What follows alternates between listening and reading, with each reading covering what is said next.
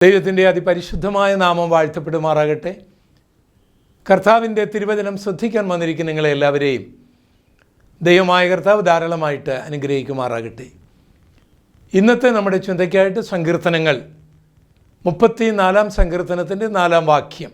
ഞാൻ യഹോവയോട് അപേക്ഷിച്ചു, അവൻ എനിക്ക് ഉത്തരമരുളി, എൻ്റെ സകല ഭയത്തിൽ നിന്നും എന്നെ വിടുവിച്ചു. ഇത് ഒരു രാജാവിൻ്റെ സങ്കീർത്തനമാണ്, ദാവീദിൻ്റെ. വളരെയധികം ഭയങ്ങളിലൂടെ കടന്നുപോയൊരു മനുഷ്യനാണ് ദാവീദ്. കാരണം അദ്ദേഹം രാജാവായിരുന്നു.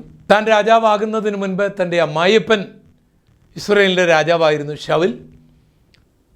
ശൗൽ നിരന്തരമായിട്ട് ദാവീദിനെ കൊല്ലുവാൻ പരിശ്രമിച്ച ഒരു മനുഷ്യനായിരുന്നു.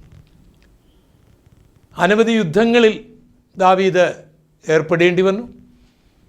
അനവധി ആക്രമണങ്ങൾ തനിക്കെതിരായിട്ടുണ്ടായി. ഒരിക്കൽ ദാവീദ് തൻ്റെ സ്വന്തം രാജനഗരിയിൽ നിന്ന്, രാജകൊട്ടാരത്തിൽ നിന്ന് വനാന്തരത്തിലേക്ക് എല്ലാം ഉപേക്ഷിച്ച് പോകേണ്ട അനുഭവങ്ങൾ വന്നിട്ടുണ്ട്.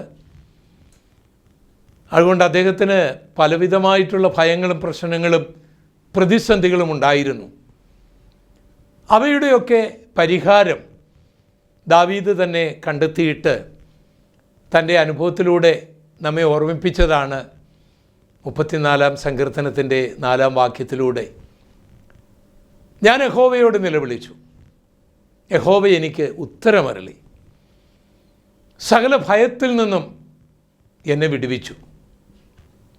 പ്രിയപ്പെട്ടവരെ, ഭയം ഒരു ഭയാനകമായ കാര്യമാണ്. അത് നമ്മുടെ ജീവിതത്തെ തന്നെ തകർത്ത് കളയാൻ സാധ്യതയുണ്ട്. ഭയമാണ് ചിലരെ ആത്മഹത്യക്കായിട്ട് പ്രേരിപ്പിക്കുന്നത്. ഭയമാണ് പലതും മറച്ചു വെക്കുവാൻ മനുഷ്യനെ പ്രേരിപ്പിക്കുന്ന ഒരു ഘടകം. ഭയമാണ് ചിലരൊക്കെ വീട് വിട്ടും നാട് വിട്ടുമൊക്കെ ഒളിച്ചു ജീവിക്കുവാനായിട്ട് അവരെ പ്രേരിപ്പിക്കുന്ന ഘടകം. ഭയം ഭയാനകമായ പല മാനസിക രോഗങ്ങളിലേക്കും അത് ശാരീരിക രോഗങ്ങളിലേക്കും തള്ളിവിടാൻ കഴിയുമെന്നാണ് മനഃശാസ്ത്രജ്ഞന്മാരും ഡോക്ടർമാരുമൊക്കെ നമ്മെ പഠിപ്പിക്കുന്നത്. അപ്പോൾ തന്നെ ഭയം അത് ദൈവഭയമെങ്കിൽ അത് വളരെ നല്ലതാണ്. ദൈവത്തെ ഭയപ്പെടുവാൻ എനിക്കും നിങ്ങൾക്കും കഴിഞ്ഞാൽ ദൈവത്തെ അനുസരിക്കുവാൻ നമുക്ക് കഴിയും. ദൈവത്തെ അനുസരിക്കുവാൻ നമുക്ക് കഴിഞ്ഞാൽ മദ്യപാനം, കൊലപാതകം, വ്യഭിചാരം, മോഷണം, അനീതി, അക്രമങ്ങൾ ഇങ്ങനെയൊക്കെയുള്ള കാര്യങ്ങൾ ചെയ്യുന്നതിൽ നിന്ന് നമ്മളെ പിന്തിരിപ്പിക്കുവാൻ ആ ദൈവഭയത്തിന് കഴിയും. പിന്നീട് മദ്യപാനം കൊണ്ട്, കൊലപാതകം കൊണ്ട്, വ്യഭിചാരം കൊണ്ട്, മോഷണം കൊണ്ട്, ഭോഷ്കു പറയുന്നതിലൂടെ ഉണ്ടാകാൻ പോകുന്ന പ്രശ്നങ്ങളും അത് വരുത്തുന്ന ഭയങ്ങളിൽ നിന്നും നമുക്ക് രക്ഷപ്പെടുവാനായിട്ട് കഴിയും. നമുക്കാവശ്യമായിരിക്കുന്നത് ദൈവഭയമാണ്. ചിലർക്ക് സാത്താനെ വലിയ ഭയമാണ്, ദൈവത്തെ ഒട്ടും ഭയമില്ല. അതും പ്രയോജനം ചെയ്യുകയില്ല. അത് നിങ്ങളുടെ ഭയം വർദ്ധിപ്പിക്കുകയല്ലാതെ അതിനൊരു പരിഹാരം അല്ല. ദാവീദ് ചെയ്തതുപോലെ ദൈവത്തോട് നിലവിളിക്കുവാനും പ്രാർത്ഥിക്കുവാനും ദൈവത്തിൽ ആശ്രയിക്കുവാനും കഴിഞ്ഞാൽ നമ്മുടെ ജീവിതത്തിൽ നമ്മൾ അഭിമുഖീകരിക്കുന്ന ഭയത്തിൽ നിന്ന് ദൈവത്തിന് നമ്മളെ വിടുവിക്കുവാനായിട്ട് കഴിയും. വേദപുസ്തകം നമ്മൾ പരിശോധിക്കുകയാണെങ്കിൽ യാക്കോബ് തുടങ്ങി പല ഗോത്രപിതാക്കന്മാരും ഭയത്തിന് അടിമകളായിരുന്നു. അവരെ പിന്നീട് ദൈവം അത്ഭുതകരമായി വിടുവിച്ച ചരിത്രവും നമുക്ക് വായിക്കുവാനായിട്ട് കഴിയും.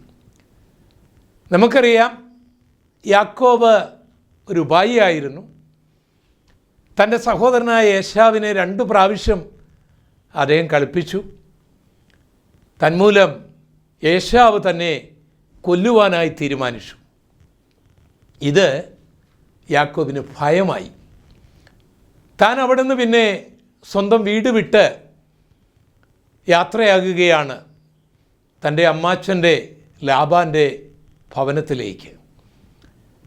അപ്പോൾ ആ ഭയം യാക്കോബിനെ തൻ്റെ പിതാവിൽ നിന്ന്, തൻ്റെ മാതാവിൽ നിന്ന്, തൻ്റെ സഹോദരനിൽ നിന്ന്, തൻ്റെ വീട്ടിൽ നിന്ന്, തൻ്റെ സ്വന്തം നാട്ടിൽ നിന്ന് തന്നെ ഓടിക്കുകയാണ് ഒരു സുരക്ഷിത മേഖല അന്വേഷിച്ച്. അവസാനം യാക്കോബ് തൻ്റെ അങ്കിളിൻ്റെ വീട്ടിൽ എത്തി. അവിടെ വെച്ച് താൻ വിവാഹിതനായി. തനിക്ക് മക്കൾ ജനിച്ചു. ആടുമാടുകളും സമ്പത്തുകളുമൊക്കെ ഉണ്ടായി. വളരെ വർഷങ്ങൾ കഴിഞ്ഞപ്പോൾ അദ്ദേഹത്തിന് ഒരാഗ്രഹം തോന്നി, മടങ്ങിപ്പോകണം, സ്വന്തം നാട്ടിലേക്ക് മടങ്ങിപ്പോകണം. ഇനി തൻ്റെ വീട്ടുകാര്യങ്ങളൊക്കെ ഒന്ന് ശ്രദ്ധിക്കണം എന്ന് തീരുമാനിച്ചുകൊണ്ട് യാക്കോബ് തൻ്റെ നാട്ടിലേക്ക്, തൻ്റെ വീട്ടിലേക്ക് മടങ്ങി വരികയാണ്. അപ്പോൾ താനിങ്ങനെ കണക്ക് കൂട്ടി ഏശാവ് ഇപ്പോൾ അതൊക്കെ മറന്നു കാണും, താൻ ആ പിണക്കമെല്ലാം പോയി കാണും എന്നൊക്കെ താൻ ധരിച്ചുവെങ്കിലും ഒരു പരീക്ഷണാർത്ഥം യാക്കോബ് തൻ്റെ ജ്യേഷ്ഠനായ ഏശാവിനെ താനിങ്ങനെ വരുന്ന കാര്യം തൻ്റെ ഒരു ജോലിക്കാരൻ മുഖാന്തരം അറിയിക്കുകയാണ്. അപ്പോൾ ഏശാവ് തൻ്റെ 400 സെക്യൂരിറ്റി ഗാർഡുമായിട്ട് യാക്കോബിനെ എതിരേൽക്കാൻ വരികയാണ്. ഈ രംഗം കണ്ട യാക്കോബിൻ്റെ ദാസന് സംശയമാണ് ഉണ്ടായത്. അദ്ദേഹം വന്ന് തൻ്റെ യജമാനോട് ഇങ്ങനെ പറഞ്ഞു, അങ്ങയുടെ സഹോദരൻ ഏശാവ് 400 അഭ്യാസികളുമായിട്ട് വരുന്നുണ്ട്. ഇത് കേട്ടപ്പോൾ യാക്കോബ് ഭയപ്പെട്ടു പോയി. അദ്ദേഹം വിറച്ചുപോയി. ആ ഭാഗം ഞാൻ ചരിത്രത്തിൽ നിന്ന് ഒന്ന് വായിച്ച് കേൾപ്പിക്കാം. ഉൽപ്പത്തി പുസ്തകം 32 അധ്യായത്തിൻ്റെ 7 വാക്യം. അപ്പോൾ യാക്കോബ് ഏറ്റവും ഭ്രമിച്ചു, ഭയവശനായി. തൻ്റെ സ്വന്തം സഹോദരൻ 400 അഭ്യാസികളുമായിട്ട് തന്നെ ആക്രമിക്കുവാൻ വരുന്നതായിട്ടാണ് യാക്കോബിനിപ്പോൾ തോന്നുന്നത്.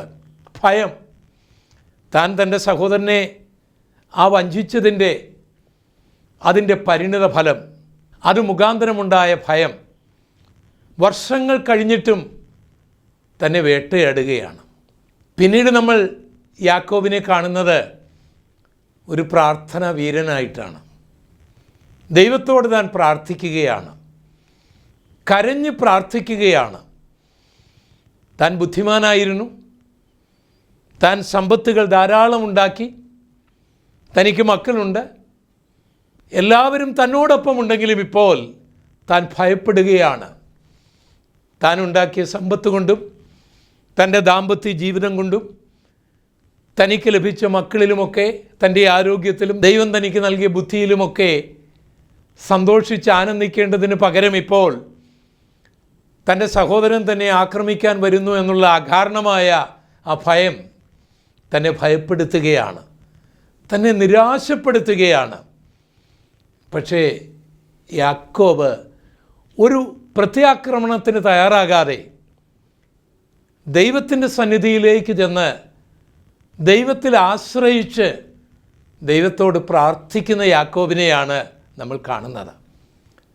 ആ പ്രാർത്ഥന പിന്നെ ഒരു മല്ലുപിടുത്തത്തിലേക്ക് പോകുകയാണ്. ഒരു ദൂതനുമായിട്ട് മല്ല് പിടിച്ചു എന്നൊക്കെയാണ് നമ്മൾ വായിക്കുന്നെങ്കിലും അത് ഒരു പ്രാർത്ഥനയായിരുന്നു, കണ്ണുനീരോടുകൂടിയുള്ള പ്രാർത്ഥന. എന്നെ അനുഗ്രഹിക്കാതെ ഞാൻ നിന്നെ വിടുകയില്ല, നിൻ്റെ അനുഗ്രഹം കൂടാതെ ഒരിഞ്ചിനി എനിക്ക് മുൻപോട്ട് പോകുവാൻ കഴിയുകയില്ല, എനിക്ക് ജീവിക്കുവാൻ കഴിയുകയില്ല, അത്രമാത്രം ഞാൻ ഭയപരവശനാണ് എന്ന് പറഞ്ഞുകൊണ്ട് മല്ല് പിടിക്കുന്ന, പ്രാർത്ഥിക്കുന്ന, കരയുന്ന ഒരു യാക്കോബിനെ നമുക്ക് ചരിത്രത്തിൽ നിന്ന് വായിക്കുവാനായിട്ട് കഴിയും. ആ പ്രാർത്ഥനയിലുള്ള ആ മല്ലുപിടുത്തത്തിൽ താൻ ഒരു ഉപായിയാണ്, യാക്കോബാണ്, ഉപായമാണ് ഈ ഭയത്തിനൊക്കെ കാരണം എന്നൊക്കെ താൻ സമ്മതിക്കേണ്ടി വരുന്നുണ്ട്. അങ്ങനെ യാക്കോബ് താൻ ഉപായിയാണെന്ന് സമ്മതിച്ച് തൻ്റെ പേരൊക്കെ ദൈവം മാറ്റി ഇസ്രായേൽ എന്നൊക്കെ പേര് ഇട്ട് കഴിഞ്ഞപ്പോൾ തനിക്ക് ഒരു ധൈര്യമുണ്ടായി. പിന്നെ നടന്നത് കേൾക്കണമോ? ചരിത്ര പുസ്തകത്തിൽ നിന്ന് തന്നെ അത് ഞാൻ കേൾപ്പിക്കാം. ഉൽപ്പത്തി പുസ്തകം 33 അധ്യായത്തിൻ്റെ 4 മുതലുള്ള വാക്യങ്ങൾ. ഏശാവ് ഓടി വന്നവനെ എതിരേറ്റ് ആലിംഗനം ചെയ്തു, അവൻ്റെ കഴുത്തിൽ വീണ് അവനെ ചുംബിച്ചു. ഈ ഏശാവ് തന്നെ കൊല്ലും. 400 ഗുണ്ടകളുമായിട്ട് തന്നെ കൊല്ലാനായി വരുന്നു എന്നാണ് ഈ സഹോദരൻ്റെ യാക്കോബിന് തോന്നിയത്. അവൻ കേട്ട വാർത്തയിൽ നിന്നും അതാണ് ഗ്രഹിച്ചത്. അതൊന്നും ആയിരുന്നില്ല സത്യം. ഏശാവ് തൻ്റെ സഹോദരൻ തന്നെ കളിപ്പിച്ചതൊക്കെ എന്നേ മറന്നു കഴിഞ്ഞിരുന്നു. തൻ്റെ സഹോദരനെ കാണാനും തന്നെ ബഹുമാനിക്കുവാനുമാണ് 400 പേരെ തന്നോടൊപ്പം കൂട്ടിയത്. അല്ലാതെ കലഹിക്കുവാനും കൊല്ലുവാനും തല്ലുവാനൊന്നും ആയിരുന്നില്ല. അവിടേക്ക് വന്ന് ആ സഹോദരൻ്റെ കഴുത്തിൽ കെട്ടിപ്പിടിച്ച് കണ്ണുനീരോട് ആ സഹോദരനെ ചുംബിക്കുകയാണ്. അവിടെ വെച്ച് ഈ യാക്കോബിൻ്റെ ഭയമെല്ലാം മാറുകയാണ്. പ്രിയപ്പെട്ടവരെ, ഇതുപോലുള്ള ഭയം നിങ്ങളെ വേട്ടയാടുന്നുണ്ടോ? കഴിഞ്ഞ കാലങ്ങളിൽ ചെയ്ത പറഞ്ഞ ചില കാര്യങ്ങൾ നിമിത്തം ഇപ്പോഴും ഭയം നിങ്ങളെ വേട്ടയാടുകയാണോ? വളരെ അകലെ പോയിട്ടും മാറി നിന്നിട്ടും മറഞ്ഞിരുന്നിട്ടും ആ ഭയം നിങ്ങളെ വേട്ടയാടുകയാണോ? എന്നാൽ ഞാൻ നിങ്ങളോട് പറയട്ടെ, സർവശക്തനായ, സർവജ്ഞാനിയായ, സർവവ്യാപിയായ നിങ്ങളുടെ സൃഷ്ടിതാവായ ദൈവത്തിൻ്റെ അടുക്കിലേക്ക് വന്നിട്ട് നിങ്ങളുടെ പാപങ്ങളൊക്കെ ഒന്ന് ഏറ്റുപറഞ്ഞ്, കഴിഞ്ഞ കാലങ്ങളിലെ തെറ്റുകളൊക്കെ ഒന്ന് ഏറ്റുപറഞ്ഞ്, ലംഘനം മറയ്ക്കുന്നവന് ശുഭം വരികയില്ല. അത് ഏറ്റുപറഞ്ഞ് ഉപേക്ഷിക്കുന്നവന് കരുണ ലഭിക്കും. അങ്ങനെയൊക്കെ ഒന്ന് പറഞ്ഞ്, ഒന്ന് കരഞ്ഞ്, പ്രാർത്ഥനയിൽ ഒന്ന് മല്ലിടുക. അവസ്ഥകൾക്കൊക്കെ മാറ്റം വരുന്നത് നിങ്ങൾക്ക് കാണുവാൻ കഴിയും. യാക്കോബിനെ ഏശാവ് കൊല്ലും എന്ന് തീരുമാനിച്ചത് ഒരു സത്യമാണ്. ഏശാവിൻ്റെ അമ്മ തന്നെയാണ് ആ കാര്യം യാക്കോബിനെ അറിയിച്ചതും. ഏശാവ് 400 പേരുമായിട്ട് തൻ്റെ അടുക്കിലേക്ക് വരുന്നു എന്നുള്ളതും തൻ്റെ വേലക്കാരൻ പറഞ്ഞതും ഒരു സത്യമാണ്. എന്നാൽ ഇതിനിടയിൽ യാക്കോബ് തൻ്റെ ഉപായിത്തരമൊക്കെ ഒന്ന് സമ്മതിച്ച് ആ പേരിനൊക്കെ ആ സ്വഭാവത്തിനൊക്കെ ഒരു മാറ്റം വരുത്തി ദൈവത്തിലൊന്ന് ആശ്രയിച്ച് കരഞ്ഞ് പ്രാർത്ഥനയിലൊന്ന് മല്ലിട്ട് കഴിഞ്ഞപ്പോൾ കാര്യങ്ങൾക്കെല്ലാം വലിയ മാറ്റങ്ങൾ വരികയാണ്. ഒരു മാറ്റം നിങ്ങൾ പ്രതീക്ഷിക്കുന്നുണ്ടോ? നിങ്ങൾ ഭയപ്പെടുന്ന അല്ലെങ്കിൽ നിങ്ങൾ ഭയന്നോടിയ സാഹചര്യം എന്തു തന്നെയും ആയിക്കൊള്ളട്ടെ, അതിന് കാരണം ആര് തന്നെയും ആയിക്കൊള്ളട്ടെ, അവയ്ക്കെല്ലാം ഒരു പരിഹാരം വരുത്തി ഒരു സൗഹാർദ്ദമായ അനുഭവത്തിലേക്ക്, ഒരു ആനന്ദമായ അനുഭവത്തിലേക്ക്, ഒരു ഐക്യതയിലേക്ക് കൊണ്ടുവരുവാൻ ഞാൻ നിങ്ങൾ മാനസാന്തരപ്പെട്ടാൽ, ദൈവത്തിൽ ആശ്രയിച്ചാൽ, പ്രാർത്ഥനയിൽ മല്ലിട്ടാൽ സാധിക്കും. അപ്പോൾ ഭയത്തിൽ നിന്ന് രക്ഷപ്പെടുവാനുള്ള മാർഗം ഒളിച്ചോടലല്ല. ഭയത്തിൽ നിന്ന് രക്ഷപ്പെടുവാനുള്ള മാർഗം ഒളിച്ചിരിക്കുന്നതുമല്ല. അതൊക്കെ പ്രശ്നങ്ങൾ സങ്കീർണമാക്കും. ലംഘനങ്ങൾ മറച്ചു വെക്കാതെ അതങ്ങേറ്റു പറയുക, ദൈവത്തോട് പറയുക. പരിഹാരം പെട്ടെന്നായിരിക്കും ഉണ്ടാകുന്നത്. നിങ്ങളുടെ കണക്കുകൂട്ടലുകൾക്കപ്പുറമായിട്ട് നിങ്ങൾ ശത്രു എന്ന് ധരിക്കുന്ന വ്യക്തികളിൽ വരുന്ന വിപ്ലവാത്മകമായ മാറ്റം കാണുവാൻ നിങ്ങൾ കഴിയും. കാരണം ഏത് മനുഷ്യനെയും രൂപാന്തരപ്പെടുത്തുവാൻ ശക്തിയുള്ള, കഴിവുള്ള, ഇന്നും ജീവിക്കുന്ന ദൈവമാണ് സാക്ഷാൽ ദൈവം. നമ്മൾ പത്രോസ് അപ്പോസ്തലൻ്റെ ജീവിതം പഠിക്കുകയാണെങ്കിൽ പല സന്ദർഭങ്ങളിലും താൻ വളരെ ധീരനാണ്. പക്ഷേ ചില സന്ദർഭങ്ങൾ ഭയം തന്നെ വേട്ടയാടിയതായിട്ടും അത് തൻ്റെ ഗുരുവും നാഥനും രക്ഷകനുമായ യേശുവിനെ തന്നെ തള്ളിപ്പറഞ്ഞതായിട്ടുള്ള ചരിത്രം നമുക്ക് കാണുവാനായിട്ട് കഴിയും. ഗെത്സമനത്തോട്ടത്തിൽ വെച്ച് യേശു അറസ്റ്റ് ചെയ്യപ്പെട്ടു. ശിഷ്യന്മാർ പലരും അപ്പോൾ തന്നെ ഓടി മറഞ്ഞു. എന്നാൽ പത്രോസും യോഹന്നാനും ധൈര്യപ്പെട്ടുകൊണ്ട് അവരെ അനുഗമിച്ച് മഹാപുരോഹിതൻ്റെ അരമനയിൽ വരെ എത്തി. അവിടെ യേശുവിനെ അവരുടെ മതക്കോടതി ചോദ്യം ചെയ്തുകൊണ്ടിരിക്കുകയാണ്. ഈ സന്ദർഭത്തിൽ യോഹന്നാൻ്റെ സഹായത്തോടുകൂടെ പത്രോസിനും ആ അരമനയുടെ മുൻപിലെത്തുവാൻ കഴിഞ്ഞു. അവിടെ പട്ടാളക്കാരിരിപ്പുണ്ട്. തണുപ്പുള്ള ദിവസമായതുകൊണ്ട് അവർ തീ കത്തിച്ച് തീ കാഞ്ഞുകൊണ്ടിരിക്കുകയാണ്. പത്രോസ് അവിടെ എത്തിയപ്പോൾ ഒരു പെൺകുട്ടി അവനെ ശ്രദ്ധിക്കുന്നുണ്ടായിരുന്നു. അവൾ മഹാപുരോഹിതൻ്റെ ഒരു വേലക്കാരിയാണ്. അവൾ ഈ പത്രോസിനെ നോക്കിയിട്ട് ഇങ്ങനെ ചോദിച്ചു, നീയും ആ യേശുവിൻ്റെ ശിഷ്യനല്ലേ എന്ന് പറഞ്ഞപ്പോൾ പത്രോസ് പറയുകയാണ്, അല്ല, ഞാൻ യേശുവിൻ്റെ ശിഷ്യനൊന്നുമല്ല. അങ്ങനെ 3 പ്രാവശ്യം യേശുവിനെ പത്രോസ് തള്ളിപ്പറഞ്ഞു എന്നാണ് വിശുദ്ധ ബൈബിൾ നമ്മളെ പഠിപ്പിക്കുന്നത്. എന്താ, കർത്താവിനോട് സ്നേഹമില്ലാത്തത് കൊണ്ടാണോ ഇങ്ങനൊരു കള്ളം പറയുവാനും ഇങ്ങനെ യേശുവിനെ തള്ളിപ്പറയുവാനും പത്രോസിനെ പ്രേരിപ്പിച്ചത്? അല്ല, യേശുവിനോട് തനിക്ക് സ്നേഹമുണ്ട്. വാസ്തവത്തിൽ യേശുവിന് വേണ്ടി മരിക്കുവാനും അദ്ദേഹത്തിൻ്റെ ഹൃദയം ആഗ്രഹിക്കുന്നുണ്ട്. പക്ഷേ ഇപ്പോൾ ഒരു ഭയം തന്നെ പിടിച്ചിരിക്കുകയാണ്. തൻ്റെ ഗുരുനാഥൻ അറസ്റ്റ് ചെയ്യപ്പെട്ടു, താനും അറസ്റ്റ് ചെയ്യപ്പെടുമോ എന്നുള്ള ഭയം. യേശുവിൻ്റെ ശിഷ്യനാണെന്ന് പറഞ്ഞാൽ തന്നെയും അറസ്റ്റ് ചെയ്യുമോ, തല്ലുമോ, അടിക്കുമോ, വിലങ്ങ് വെക്കുമോ എന്നുള്ളൊരു ഭയം തന്നിൽ വന്നതുകൊണ്ട് 3 പ്രാവശ്യമാണ് പത്രോസ് യേശുവിനെ തള്ളിപ്പറഞ്ഞത്. ഒരുപക്ഷെ അത് തൻ്റെ ജീവനോടുള്ള സ്നേഹമാകാം. താൻ യേശുവിനെ തള്ളിപ്പറയുമ്പോൾ കോഴി കൂകുകയാണ്. മാത്രമല്ല, യേശു പുറത്തേക്ക് വരുന്നുണ്ട്. ആ സന്ദർഭത്തിൽ പത്രോസ് പ്രാകുന്നതും തള്ളിപ്പറയുന്നതും യേശു കേൾക്കുന്നുണ്ട്. യേശു പത്രോസിനെ ഒന്ന് നോക്കി. പിന്നെ പത്രോസിന് അവിടെ നിൽക്കുവാൻ കഴിഞ്ഞില്ല. തൻ്റെ ഹൃദയം തകരുന്ന പോലെ തോന്നി. പത്രോസേ, കോഴി 1 പ്രാവശ്യം കൂകുന്നതിന് മുൻപ് നീ എന്നെ 3 പ്രാവശ്യം തള്ളിപ്പറയും എന്ന് യേശു ചില മണിക്കൂറുകൾക്ക് മുൻപ് പറഞ്ഞ ആ പ്രവചനം തൻ്റെ കാതുകളിൽ മുഴകുകയാണ്.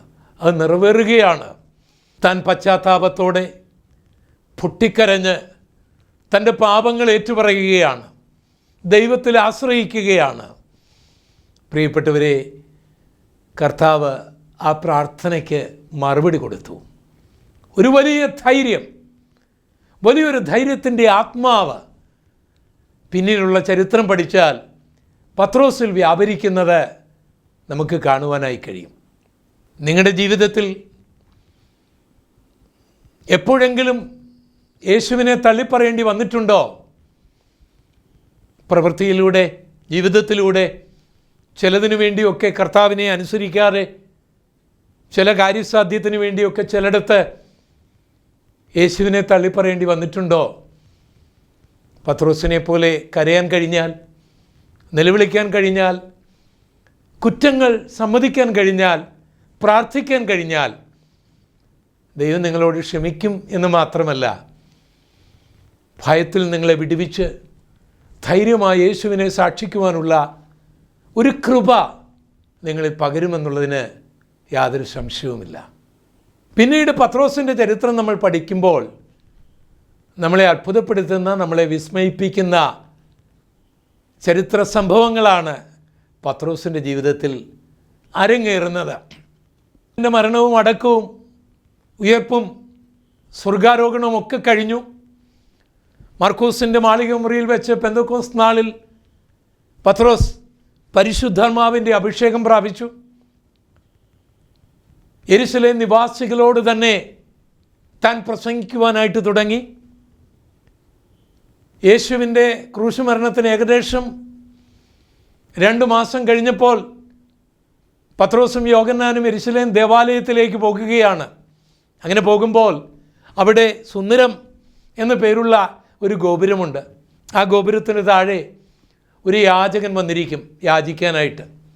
പള്ളിയിൽ വരുന്നവരെന്തെങ്കിലുമൊക്കെ കൊടുക്കും. 10-40 വയസ്സ് പ്രായമുള്ളൊരു മനുഷ്യനാണ്. വർഷങ്ങളായിട്ട് അവിടെയുള്ള എല്ലാവർക്കും ഈ മനുഷ്യനെ അറിയാം. ഈ ദേവാലയത്തിൻ്റെ ഈ ഗോപുരത്തിൻ്റെ മുൻപിലിരിക്കുന്നത് കൊണ്ട് ആ ഗോപുരത്തിൽ വാതിലിലൂടെ കടക്കുന്നവർക്ക് ഇവനെ വർഷങ്ങളായിട്ട് അറിയാം. പത്രോസും യോഹന്നാനും അവിടെ എത്തിയപ്പോൾ ഈ യാചകൻ ഇവരിൽ നിന്ന് വല്ലതും കിട്ടും എന്നുള്ള പ്രതീക്ഷയിൽ അവൻ കൈനീട്ടി വല്ലതും നൽകണമേ എന്ന് യാചിച്ചു. പത്രോസ് അവനെ നോക്കിയിട്ട് പറഞ്ഞു, വെള്ളിയും പൊന്നുമൊന്നും എനിക്കില്ല നിനക്ക് നൽകാനായിട്ട്. പക്ഷേ എനിക്ക് ഒരു നാമമുണ്ട്. ആ നാമം ശക്തിയുള്ള നാമമാണ്. നിന്നെ സൗഖ്യമാക്കുവാൻ കഴിയുന്ന നാമമാണ്. അത് മറ്റാരുമല്ല, നസ്രയനായ യേശുവാണ്. യേശുവിൻ്റെ നാമത്തിൽ നീ എഴുന്നേൽക്കുക എന്ന് പറഞ്ഞു. ആ ഒരൊറ്റ വാക്ക് പറഞ്ഞു കഴിഞ്ഞപ്പോൾ യേശു ആ മുടന്തനെ സൗഖ്യമാക്കുകയാണ്. അവൻ ചാടി എഴുന്നേൽക്കുകയാണ്. അവൻ തുള്ളുകയാണ്. അവൻ തുള്ളിയും ചാടിയും ദേവാലയത്തിലേക്ക് കയറുകയാണ്. കണ്ടവർക്കെല്ലാം അതൊരു അത്ഭുതമായി മാറി. ജനങ്ങൾ അവിടെ ഓടിക്കൂടി. പത്രോസ് അവരോട് പ്രസംഗിക്കുകയാണ്. പത്രോസ് പ്രസംഗിക്കുമ്പോൾ അവിടെ നിൽക്കുന്ന ജൂതന്മാർക്ക്, പള്ളിയിൽ വന്ന ഭക്തന്മാർക്ക് പത്രോസിനോടുള്ള ആദരവ് വർദ്ധിക്കുകയാണ്. അവർക്ക് പത്രോസിനെ ഒന്ന് ആരാധിച്ചാൽ കൊള്ളാം എന്നുള്ള ചിന്തയിലേക്ക് അവർ വരികയാണ്. അപ്പോൾ പത്രോസ് പറഞ്ഞു, ഞങ്ങളുടെ സ്വന്തം കഴിവുകൊണ്ടും ഞങ്ങളുടെ സ്വന്തം ശക്തി കൊണ്ടും ഈ മുടന്തന് സൗഖ്യമായി എന്ന് തോന്നുമാറ് നിങ്ങൾ ഞങ്ങളെ എന്തിനാണ് നോക്കുന്നത്? ഞങ്ങൾ നിങ്ങളെപ്പോലെ സാധാരണ മനുഷ്യരാണ്. എന്നാൽ ഇവന് സൗഖ്യം ലഭിച്ചത് എങ്ങനെയാണെന്നറിയാമോ? നിങ്ങൾ ക്രൂശിച്ചു കൊന്ന യേശു ഉണ്ടല്ലോ, ആ യേശു ഉയർത്തെഴുന്നേറ്റു. ഞങ്ങൾ സാക്ഷികളാണ്. ആ യേശുവിൻ്റെ നാമത്തിലാണ് ഇവന് സൗഖ്യമായത്. ഇതിനെ അവർക്ക് ഗണ്ണിക്കുവാൻ കഴിയുകയില്ല. കാരണം 2 മാസങ്ങൾക്ക് മുൻപ് അതേ പട്ടണത്തിലാണ് യേശു ക്രൂശിക്കപ്പെട്ടത്. അതിവർക്കറിയാം. ഈ മുടന്തൻ വർഷങ്ങളായിട്ട് ഇവിടെ ഇരിക്കുന്നതാണ്, അതവർക്കറിയാം. അവർ പലരും അവന് ധർമ്മം കൊടുത്തിട്ടുള്ളതാണ്, അതവർക്കറിയാം. ഇപ്പോൾ അവൻ സൗഖ്യമായി നിൽക്കുന്നു. അത് യേശുവിൻ്റെ നാമത്തിലാണ് അവന് സൗഖ്യമായത് എന്നവർക്കറിയാം. അവരാ പ്രസംഗം ശ്രദ്ധിച്ച് കേൾക്കുകയാണ്. ഈ സന്ദർഭത്തിൽ യേശുവിനെ ക്രൂശിക്കുവാൻ പദ്ധതി തയ്യാറാക്കി പിലാത്തോസിനെയൊക്കെ ഉത്സാഹിപ്പിച്ച ചില പ്രമാണിമാർ, മതനേതാക്കന്മാർ അവിടേക്ക് വരികയാണ്. ഈ പത്രോസ് യേശുവിൻ്റെ ക്രൂശുമരണത്തെക്കുറിച്ചും ഉയർപ്പിനെക്കുറിച്ചും ഒക്കെ പ്രസംഗിക്കുകയാണ്.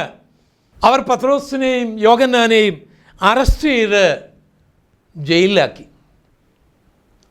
അടുത്ത ദിവസം മതക്കോടതി കൂടി. കയ്യാഫാവും ഹന്നായും ആ സംഘമെല്ലാം കൂടി അവിടെ പത്രോസിനെയും യോഹന്നാനെയും കൊണ്ടു നിർത്തി.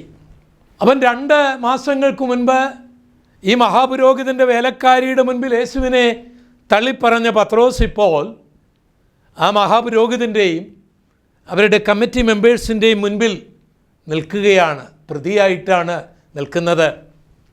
ചോദ്യം ആരംഭിച്ചു. സൗഖ്യമായ മുടന്തനും അവിടെ അടുത്ത് നിൽക്കുന്നുണ്ട്. അവർ ചോദിക്കുകയാണ്, ഇവൻ എങ്ങനെ സൗഖ്യമായി? ഏത് നാമത്തിലാണ് സൗഖ്യമായത്? യേശുവിൻ്റെ നാമത്തിൽ ആണെന്ന് പറഞ്ഞാൽ അത് മതനിന്ദയായിട്ട്, ദൈവനിന്ദയായിട്ട് കുറ്റം വിധിച്ച് അവരെ കല്ലെറിയാനായിരുന്നു അവരുടെ പദ്ധതി. ഈ ചോദ്യത്തിന് പത്രോസ് ഒരു പ്രസംഗമാണ് കൊടുത്തത്. നിങ്ങൾ നസ്രയനായ യേശുവിനെ ക്രൂശിച്ചു കൊന്നു, എന്നാൽ നസ്രയനായ യേശു ഉയർത്തെഴുന്നേറ്റു. പുരോഹിതന്മാർക്കൊന്നും മിണ്ടുവാൻ കഴിയുകയില്ല. കാരണം യേശു ഉയർത്തെഴുന്നേറ്റ കാര്യം പട്ടാളക്കാർ വന്ന് പറഞ്ഞപ്പോൾ ഇവർ പണം കൊടുത്ത് ഉയർത്തില്ല, യേശുവിൻ്റെ മൃതശരീരം ശിഷ്യന്മാർ എന്ന് പറഞ്ഞാൽ ഈ പത്രോസ് ഉൾപ്പെടെയുള്ളവർ മോഷ്ടിച്ചു കൊണ്ടുപോയി എന്ന് പറയണമെന്ന് പറയിച്ച മഹാപുരോഹിതനും ആൾക്കാരുമാണ് അവിടെ ഇരിക്കുന്നത്. അവർക്ക് ആ പ്രസംഗം നിഷേധിക്കാൻ കഴിയുകയില്ല. യേശുവിൻ്റെ ക്രൂശ് മരണത്തെ നിഷേധിക്കാനായി കഴിയുകയില്ല. യേശുവിൻ്റെ ഉയർപ്പിനെ നിഷേധിക്കാനായി കഴിയുകയില്ല. ഇത് 2 മാസത്തിനുള്ളിൽ നടന്ന കാര്യമാണ്. അതിനിവരൊക്കെ ദൃക്സാക്ഷികളാണ്. എന്നിട്ട് പത്രോസ് പറയുകയാണ്, നിങ്ങൾ ക്രൂശിച്ചു കൊന്ന, ദൈവം ഉയർത്തെഴുന്നേൽപ്പിച്ച യേശുവിൻ്റെ നാമത്തിലാണ് ഇവന് സൗഖ്യമായത്. ഈ പ്രസംഗം കേട്ടപ്പോൾ ഈ മഹാപുരോഹിതനും ഈ സന്നിധിയും സംഘവും ഞെട്ടിപ്പോയി. ഇവരുടെ ധൈര്യം കണ്ട് അവർ അത്ഭുതപ്പെട്ടു പോയി. ചരിത്ര പുസ്തകത്തിൽ നിന്ന് ഞാൻ ആ സംഭവം ഒന്ന് വായിച്ച് കേൾപ്പിക്കാം. അപ്പോസ്തലപ്രവൃത്തികളുടെ പുസ്തകം 4-ാം അധ്യായത്തിൻ്റെ 13-ാം വാക്യം. അവർ പത്രോസിൻ്റെയും യോഹന്നാൻ്റെയും ധൈര്യം കാണുകയാലും ഇവർ പഠിപ്പില്ലാത്തവരും സാമാന്യരുമായ മനുഷ്യർ എന്ന് ഗ്രഹിക്കുകയാലും ആശ്ചര്യപ്പെട്ടു. അവർ യേശുവിനോടുകൂടി ആയിരുന്നവർ എന്നും അവരറിഞ്ഞു. സൗഖ്യം പ്രാപിച്ച മനുഷ്യൻ അവരോടുകൂടി നിൽക്കുന്നത് കണ്ടതുകൊണ്ട് അവർക്ക് എതിർ പറയുവാൻ വകയില്ലായിരുന്നു. 31-ാം വാക്യം. എല്ലാവരും പരിശുദ്ധാത്മാവ് നിറഞ്ഞവരായി ദൈവവചനം ധൈര്യത്തോടെ പ്രസ്താവിച്ചു. 2 മാസങ്ങൾക്ക് മുൻപ് മഹാപുരോഹിതൻ്റെ അരമനയുടെ മുൻപിൽ ഒരു വേലക്കാരിയുടെ മുൻപിൽ യേശുവിനെ തള്ളിപ്പറഞ്ഞ ഭീരുവായ പത്രോസ് മാനസാന്തരപ്പെട്ട് ദൈവത്തിൽ ആശ്രയിച്ച് കഴിഞ്ഞപ്പോൾ ദൈവം കൊടുത്ത ആ ധൈര്യം 2 മാസത്തിനു ശേഷം വേലക്കാരിയോടല്ല, ആ മഹാപുരോഹിതനോട്, യേശുവിനെ ക്രൂശിക്കുവാൻ ആലോചന നടത്തിയവരോട് വളരെ വ്യക്തവും കൃത്യവുമായി ധൈര്യത്തോട് പ്രസംഗിക്കുമ്പോൾ ഇവർക്ക് മറുപടി പറയുവാൻ കഴിയാതെ അവർ സ്തംഭിച്ചിരുന്നു പോകുകയും ഇവരുടെ ധൈര്യം കണ്ട് ആശ്ചര്യപ്പെടുകയും ചെയ്തതാണ് നാം ഇവിടെ പ്രവൃത്തികളുടെ പുസ്തകത്തിൽ നിന്ന് വായിച്ചത്. എന്താണ് സങ്കീർത്തനം 34:4 നമ്മൾ വായിച്ചത്? ഞാൻ യഹോവയോട് അപേക്ഷിച്ചു, അവൻ എനിക്ക് ഉത്തരമരുളി, എൻ്റെ സകല ഭയങ്ങളിൽ നിന്നും എന്നെ വിടുവിച്ചു. പ്രിയ സ്നേഹിത, നീ ഏതെങ്കിലും ഒരു ഭയത്തിന് അടിമയാണോ? ആ ഭയം മുഖാന്തരം ഉറങ്ങുവാൻ കഴിയാത്ത അവസ്ഥയാണോ നിനക്ക്? പുറത്തു വരുവാൻ കഴിയാത്ത അവസ്ഥയാണോ? യാക്കോബിനെ പോലെ സ്വന്തം സഹോദരനെ ഭയന്ന് കഴിയുന്നൊരു വ്യക്തിയാണോ താങ്കൾ? പത്രോസിനെ പോലെ യേശുവിനോട് സ്നേഹമുണ്ടെങ്കിലും ചിലരെയൊക്കെ ഭയന്ന് കർത്താവിനെക്കുറിച്ച് പറയുവാൻ കഴിഞ്ഞില്ല എന്ന് മാത്രമല്ല, കർത്താവിനെ തള്ളിപ്പറയുന്ന ഒരു ഭീരുത്വത്തിലേക്കാണോ നിങ്ങൾ? ഭാരപ്പെടേണ്ട, മാനസാന്തരപ്പെടുക. നസ്രയനായ യേശുവിനെ നിങ്ങളുടെ രക്ഷകനായി സ്വീകരിക്കുക. അപ്പോൾ കർത്താവ് പറയും, ഭയപ്പെടേണ്ട, ഞാൻ നിന്നോടുകൂടിയുണ്ട്. പരിശുദ്ധാത്മാവിൻ്റെ അഭിഷേകം പ്രാപിക്കുക. ആ ശക്തി നിങ്ങളിൽ വന്നു കഴിയുമ്പോൾ ധൈര്യമായിട്ട് ക്രൂശിതനായ യേശുവിനെക്കുറിച്ച്, ഉയർത്തെഴുന്നേറ്റ യേശുവിനെക്കുറിച്ച് ധീരമായിട്ട് ആരോടും പറയുവാനുള്ള കൃപയുണ്ടാകും, ആ ധൈര്യമുണ്ടാകും. ഒരിക്കൽ കൂടി ആ വചനം ശ്രദ്ധിക്കുക. സങ്കീർത്തനം 34:4. ഞാൻ യഹോവയോട് അപേക്ഷിച്ചു, അവൻ എനിക്ക് ഉത്തരമരുളി, എൻ്റെ സകല ഭയങ്ങളിൽ നിന്നും എന്നെ വിടുവിച്ചു. സ്വർഗത്തിലെ ദൈവം എല്ലാ ഭയത്തിൽ നിന്നും നിങ്ങളെ വിടുവിക്കട്ടെ. നമുക്ക് പ്രാർത്ഥിക്കാം. ഞങ്ങളുടെ കർത്താവേ, ഞങ്ങളുടെ ദൈവമേ, ഞങ്ങൾ മനുഷ്യരാണ്. തന്മൂലം പല ഭയങ്ങൾക്കും വിധേയരാകാറുണ്ട്. ധൈര്യത്തിൻ്റെ ആത്മാവിനാൽ ഞങ്ങളെല്ലാവരെയും നിറയ്ക്കണമേ. യേശുവിൻ ധന്യമുള്ള നാമത്തിൽ അപേക്ഷിക്കുന്നു. കൃപ തോന്നി കേൾക്കുമാറാകും. കർത്താവ് ഈ വചനങ്ങളാൽ നിങ്ങളേവരെയും ധാരാളമായി അനുഗ്രഹിക്കുമാറാകട്ടെ. ആമേൻ.